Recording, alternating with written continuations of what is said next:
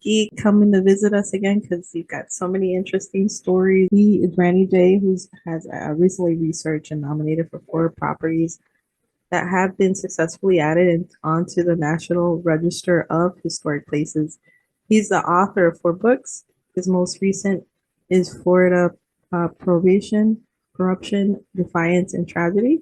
He also writes articles for historic journals, local newspapers, magazines, online publications, and has appeared on several radio shows and PBS documentaries. He's earned both a master's degree and bachelor's degree from California University.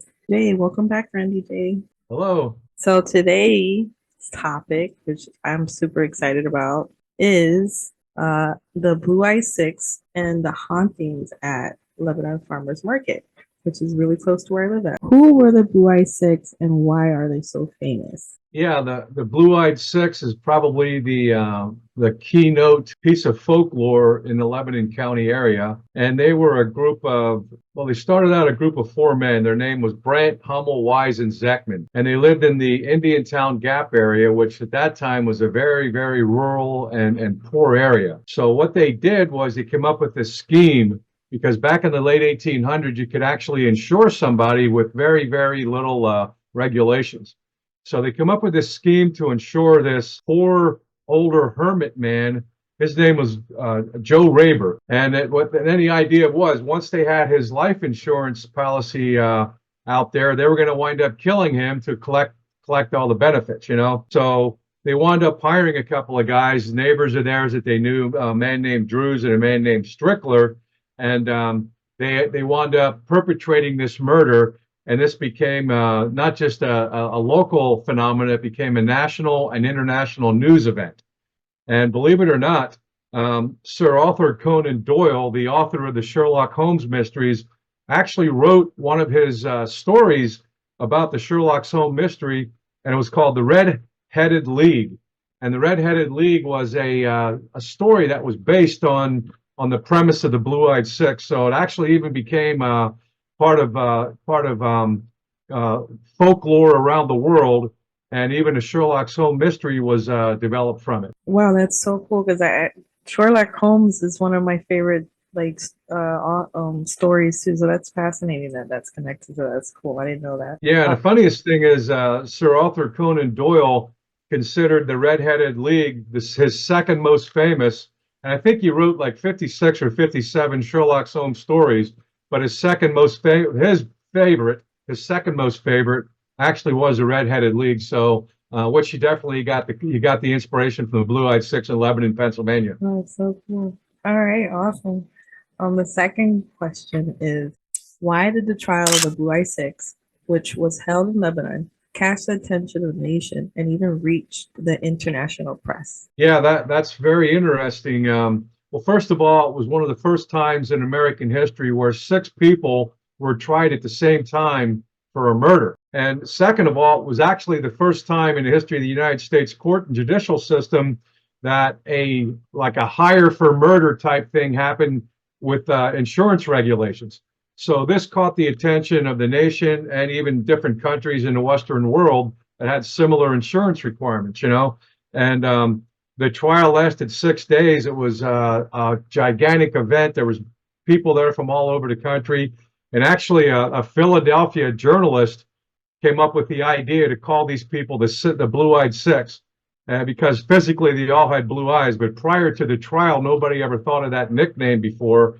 And then that became the kind of like the moniker for this entire trial and all the folklore behind it now. Yeah, I've always had, since I moved here, I always heard of that, and I ended up looking into it, but you have so much information. I'm just enjoying this. And I thought that was such an interesting name for them.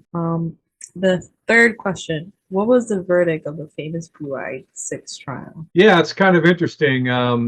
After the 6 days, the jury deliberated. And by the way, it was a jury of 12 men at the time. And they came back with guilty in the first degree for all 6 of them. So what had happened was, one of the guys, Zechman, he was actually, they gave him a second trial. They retried him on murder. And he was found innocent. The reason he was found innocent was always a speculation behind it.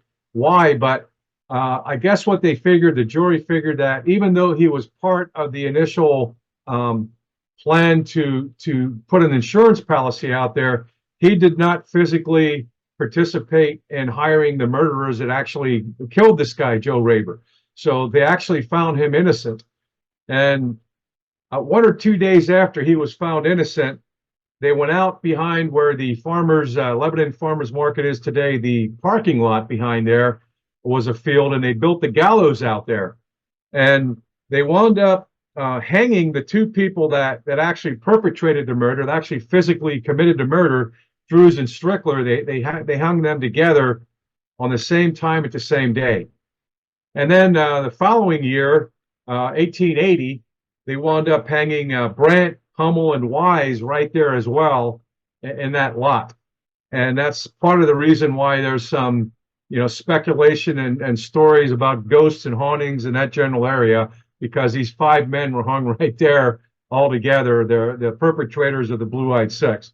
And by the way, even though Zechman got off, he spent the rest of his life, which he lived several years later, with terrible stomach problems and all that. So some say that he got his punishment anyways. It's called karma. Yeah, absolutely. Wow. Here we're going to discuss about the ghost story surrounding the Moonshine Church at Indiantown Gap. And I think I even went there in person once years ago. So I actually have probably some footage I could probably put in there. Yeah, absolutely. When I grew up in Lebanon, the main ghost stories, the main hauntings were always the Moonshine Church out there in Indiantown Gap. And I've been out there a bunch of times, even out there at night. And it's a very, very dark and creepy place to be around. There's old graveyard around there and all that. Yeah. And you kind of get that feeling that you're being watched, or it's scary. It's just you get goosebumps. So of course you kind of psych yourself up to go out there to begin to, especially at night if you ever go at night. So anybody viewing this, go out there at night and get out of your car in the parking lot and just kind of take in the aura of the area, and it kind of gives you goosebumps because it is a very creepy area. But over the years, there's been a lot of different ghost stories out there, and two of the most craziest ones are the Red Devil. There's this story of a red devil ghost that kind of haunts the area and floats around at night, and very creepy, scary paranormal entity. I've never seen it. I've never talked to anybody that's seen it. I just heard these stories over the years, Then there's another ghost story, haunting that's kind of common around the world. It's a story about a headless horseman. And according to a lot of people that were out there at the nighttime and all that, they've seen this headless horseman riding around through the graveyard and up through the middle of the church and all that. So those are two of the more frightening type of hauntings that goes on out there. There's another story about a woman that haunts the area. She's living a terrible life. She wound up murdering both of her children, and then she was buried out there when she died, and supposedly her ghost is haunting the area. You'll hear that every now and then. Then there's other stories about different paranormal sightings in the area that they're kind of like fuzzy apparitions. Nobody really knows what they are, but they attribute them to hauntings and ghosts. And then, of course, there's two of the Blue-Eyed Six is buried there, and Joe Raber, the victim, is buried there at the Moonshine Church as well. So there's also been a lot of stories about the Blue-Eyed Six people haunting the area, especially around the gravesite of Joe Raber. So there's a whole bunch of ghost stories out there at Moonshine Church. Yeah, if it's the one I went to in person with a friend, that's when I was starting to get a little bit more upfront, like to start to investigate. Is it like a white church? It's all painted in white? Yeah, it's a wood frame church. Yeah. It's got a gable roof, a kind of simple design. It's simple. Yep, it's like the original old. one. Right. Yeah. Well, the original one burnt down, I think, in 1960 or 61. So they rebuilt the one that's out there today. So that one out there today is over 60 years old now. But it still has a creepy aura about it, even though it's a fairly newer building. I went years ago, I think it was 2013. I went with a dear friend, and I was told not to walk on top of the graveyard, but I was trying to catch anything on the video, but you can't tell that there's a graveyard. Like, it looks so camouflaged with the grass, and there's a little road, and then there's more grass and then the church is on the side. My friend left. She's like, "No, let's go." I'm like, "Why? Everything's fine. There's nothing. It's pure daytime. There shouldn't be anything to be scared of." So I guess the fear or the vibe, like you say, or saying is what drove her to like, let's go, let's get out of here. Yeah, yeah, right. When I was a teenager, that was kind of a cool thing to do, is drive out there at night and see if you can see any ghosts and all that. Whether people do that today, they probably do. Yeah. But the folklore of the Moonshine Church is definitely a one of a haunting and paranormal and ghosts floating around and all that. I've never seen anything like that, but others claim they did. Well, there you go. Anybody in Pennsylvania, there's one spot you could probably go to with permission. That's a good spot there. What is the legacy of the Blue Eye Six in legal terms and local folklore? Yeah, well, the local folklore talks about, these six local men that had the audacity to create this plot to kill this old guy and take all the money in and all that, and then the fact that it spread out to national and international, audiences was really, really incredible as well. And by the way, a lot of laws were changed in the United States and in different countries as well to try to prevent these things from happening again. Because you just can't go in and take a life insurance policy out on somebody and then, plan to kill them to collect the money. I mean, it's really a dastardly thing to do, but it happened right in Lebanon, Pennsylvania.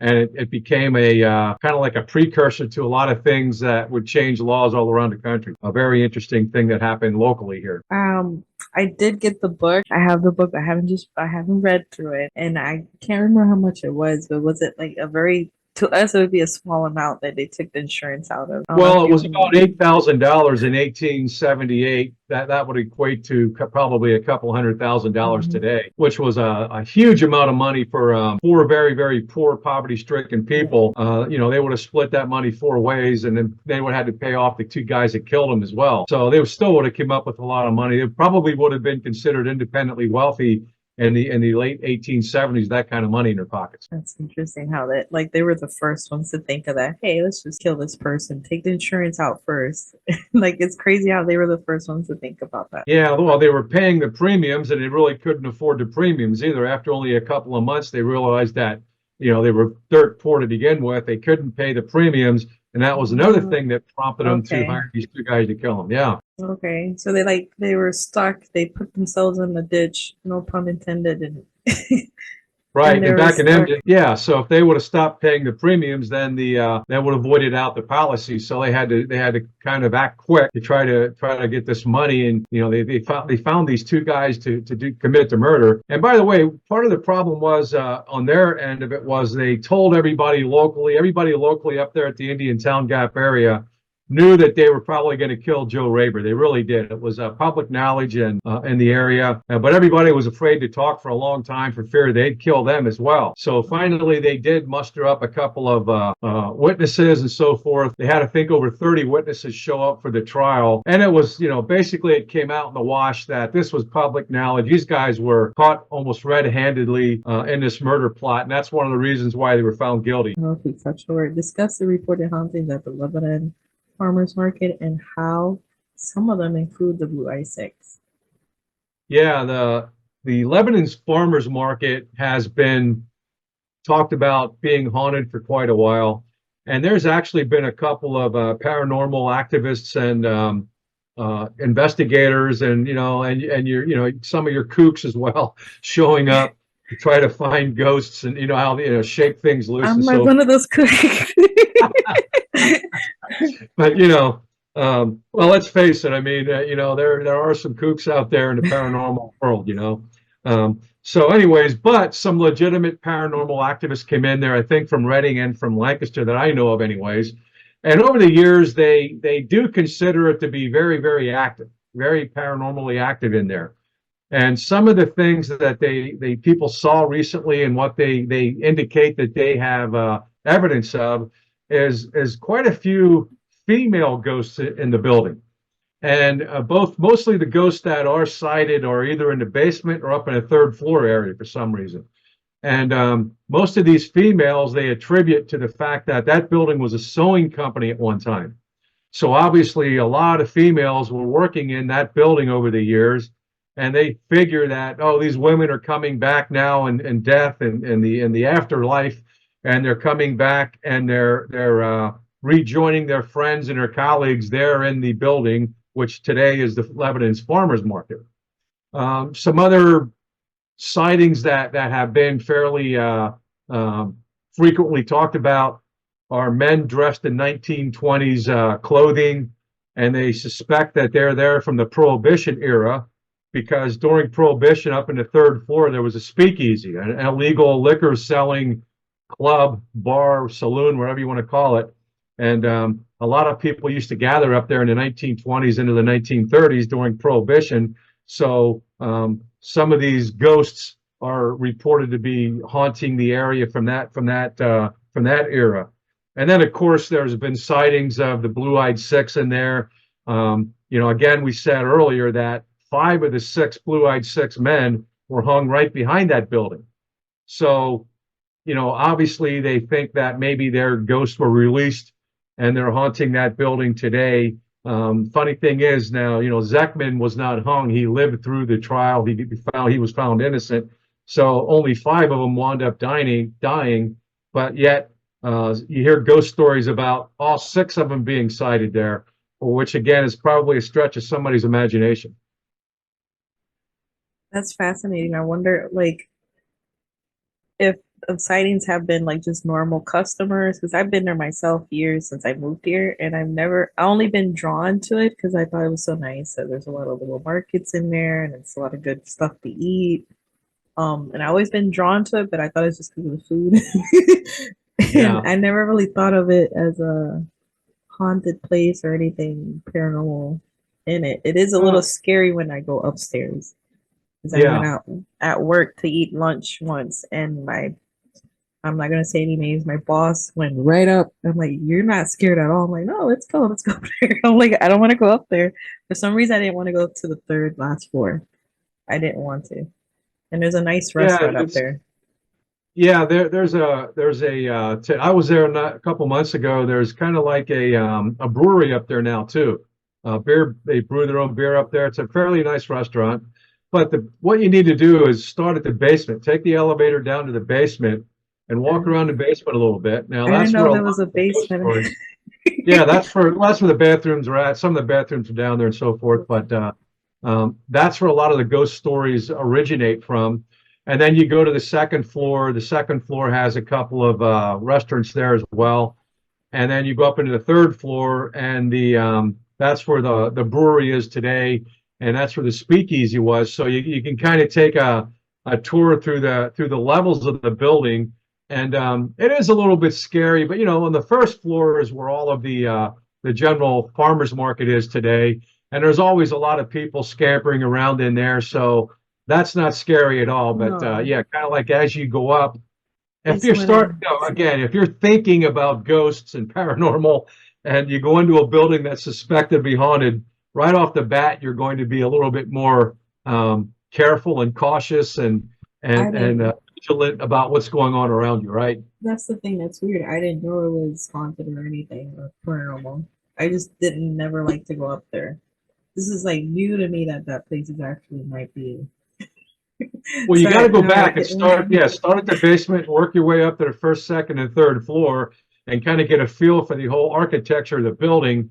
And then you can kind of think back, at one time that one of the jails was built in that site. It burnt down. And then that building, the farmers market, I think was built there around 1900 or 1901.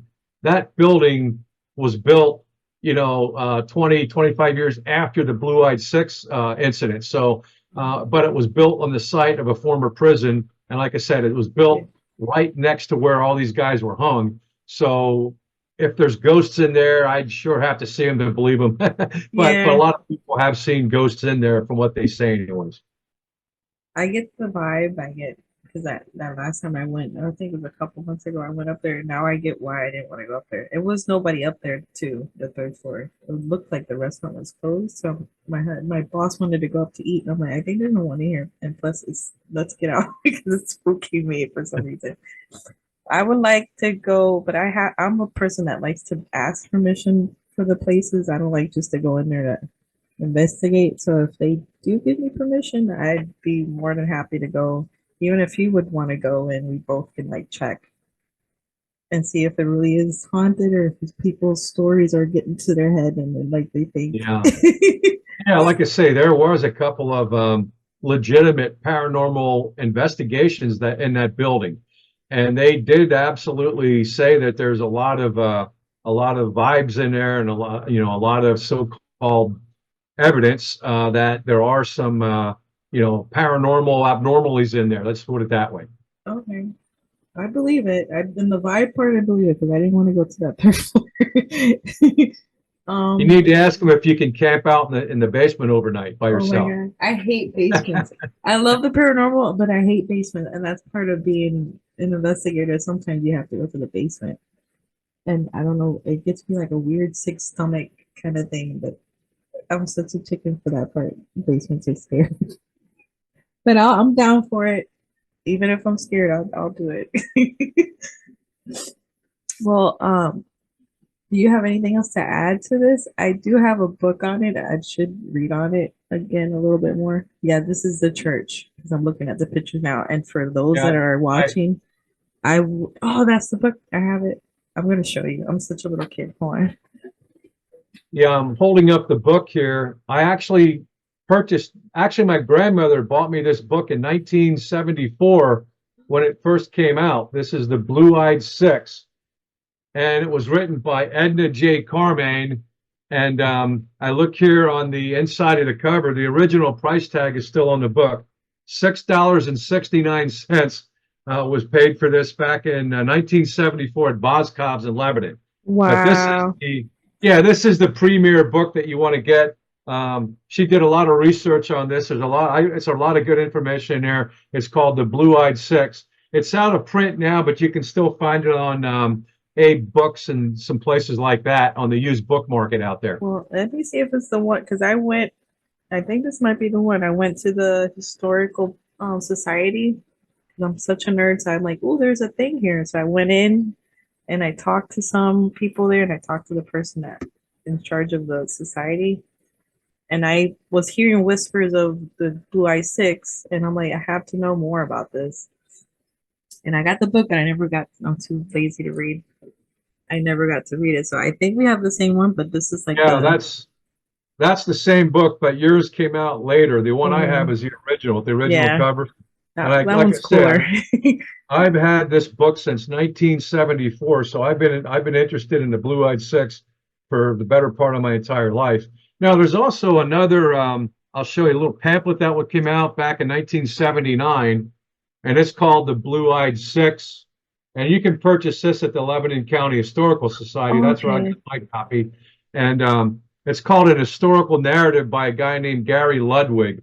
And it's a very, very short, summarized version of the story, but it'll give you a quick pieces of information about it without reading the entire novel out there. But the entire novel is certainly worth reading.